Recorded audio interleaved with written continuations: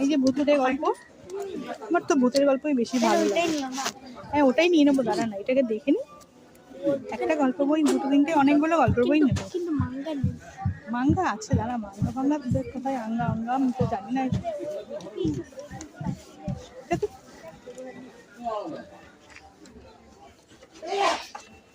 বীরবল, হাসি রাজা নেবে। ছোটবেলায় এগুলো পাওয়ার জন্য আমরা পাগল হয়ে যেতাম বাবা। Jurassic world,